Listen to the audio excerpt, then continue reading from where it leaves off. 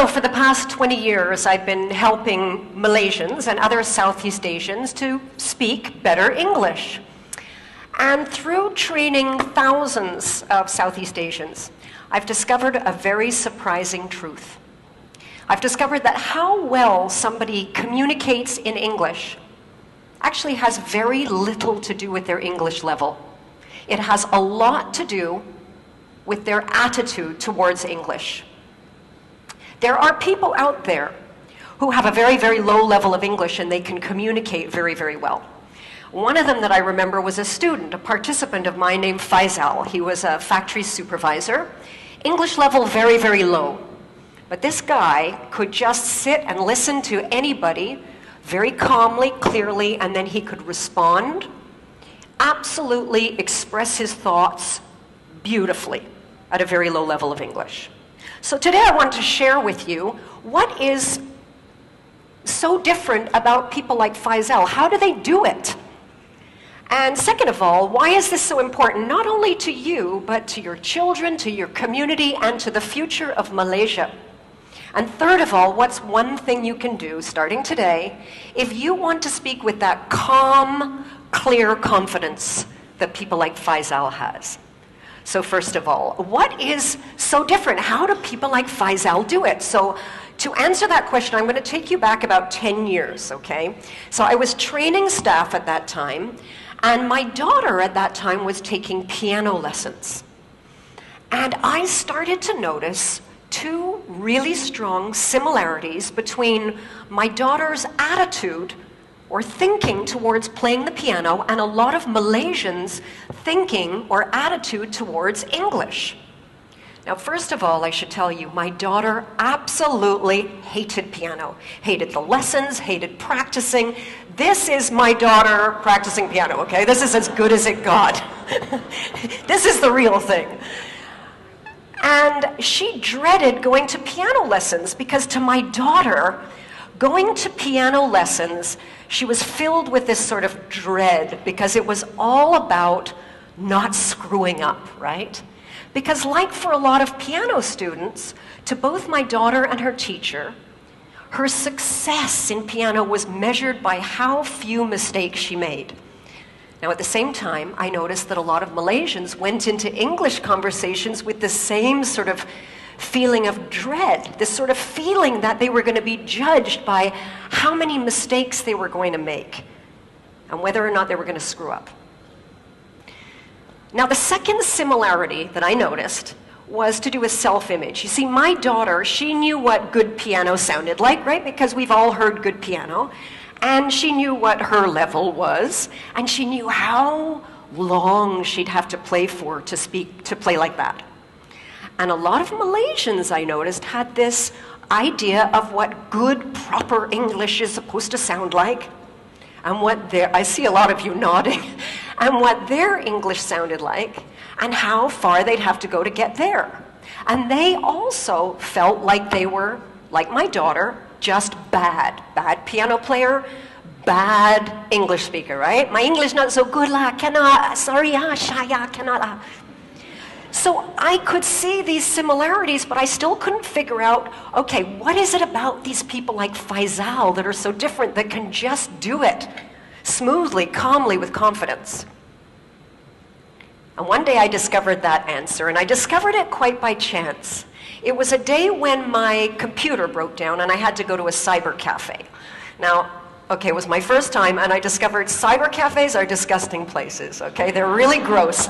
They're smelly, and they're filled with boys, and they're all playing noisy, violent games. They're just disgusting places. But I had to go there. So I sit down, and I start noticing this guy beside me, and I become very, very interested in this guy next to me.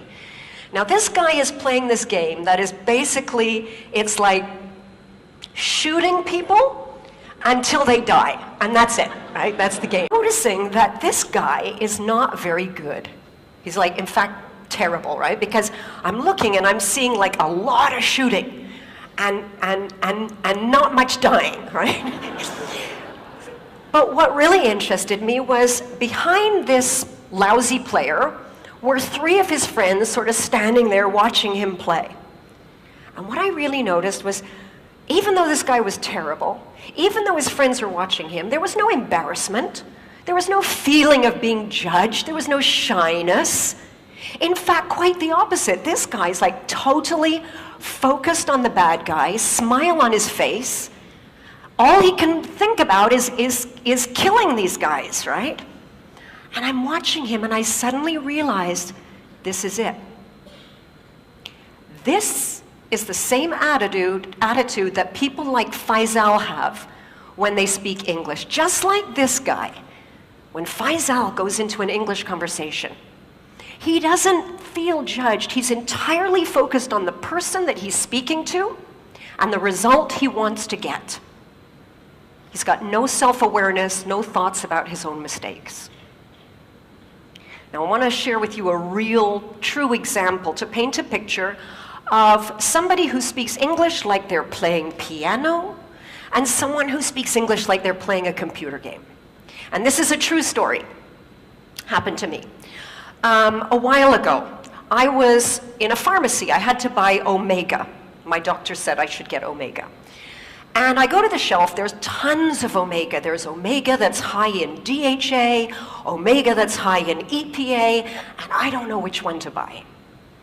Now, the sales rep happened to be there, and I saw she was like this well-dressed professional woman. I walk over to her, and I see this look as she sees me, this sort of, it's a look I recognize very well. Her eyes go all wide. It's sort of that panic, oh my God, I gotta speak to a native speaker, and she's gonna judge me and notice my mistakes. I go up to her, and I explain my situation, which Omega do I get? And she starts explaining to me everything about DHA and EPA you could possibly imagine. She speaks very quickly, goes all around in circles, and when she finishes, no idea what to buy. Right? So I turn to the girl behind the counter. Now, the girl behind the counter, I heard her before, her English level is very low. But when I walk over to her, this girl, there's no fear. In fact, she's just looking at me. You know that look? Like, yeah, okay, so how? Right. Yeah, I've been in Malaysia a long time. So I go up to her and I explain the problem, EPA, DHA. She looks at me, she says, okay,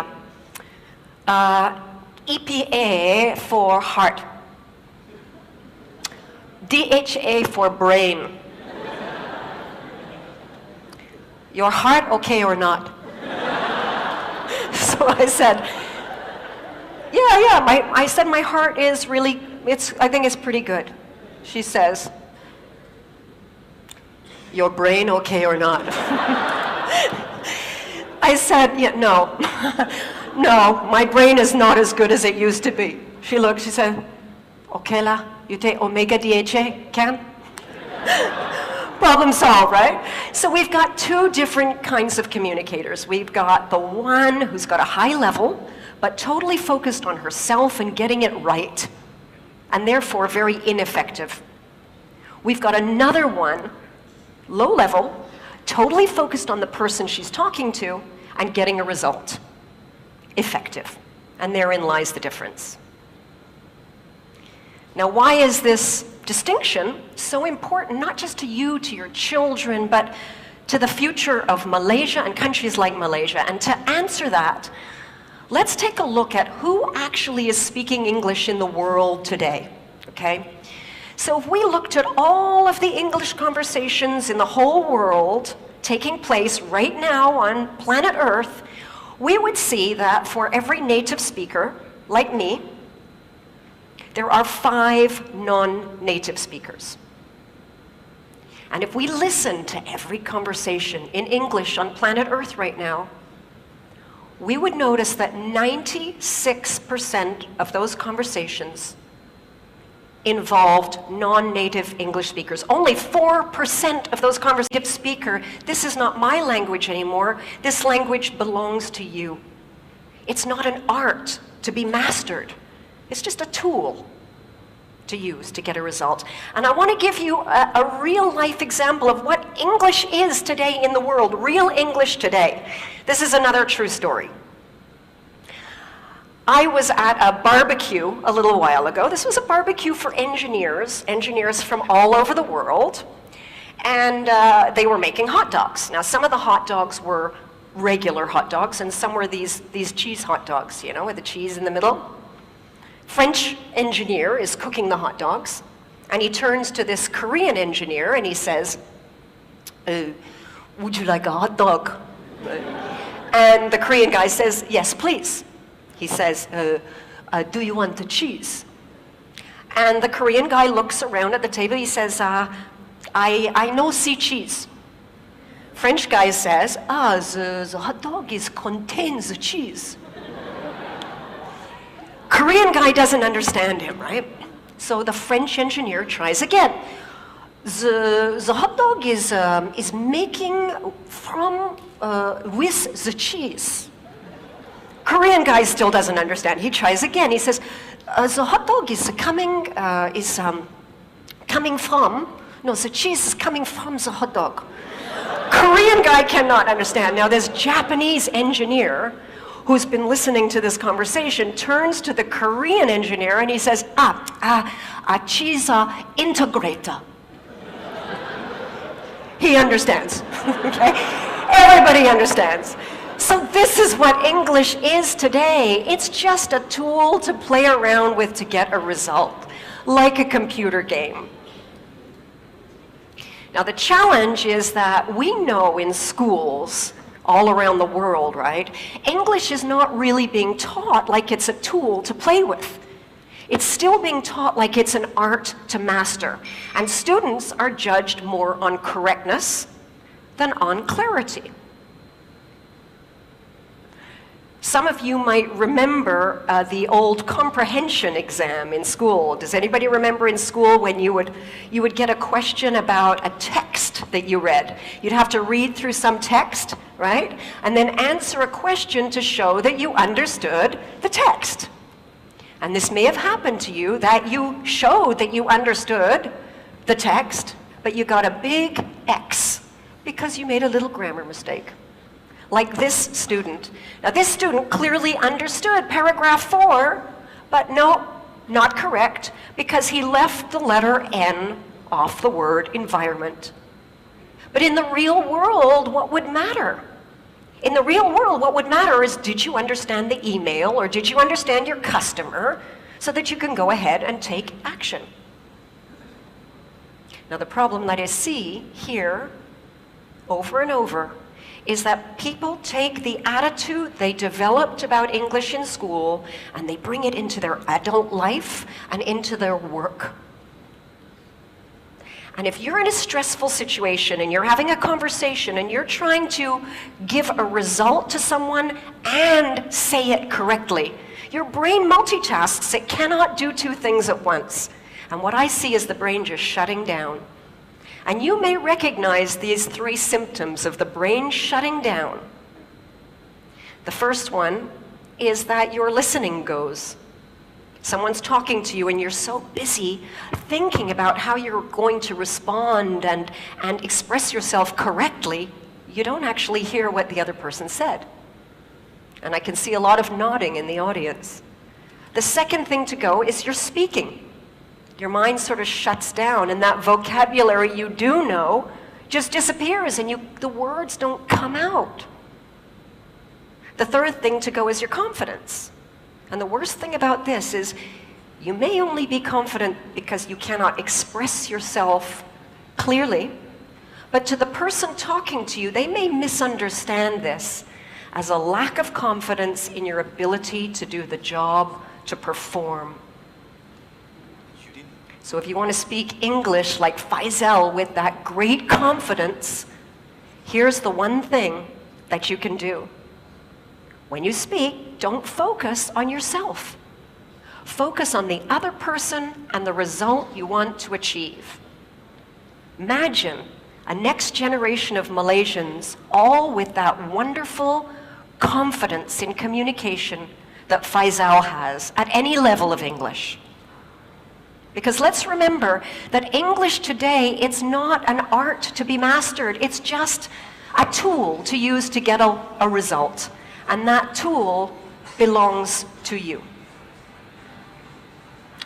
Thank you.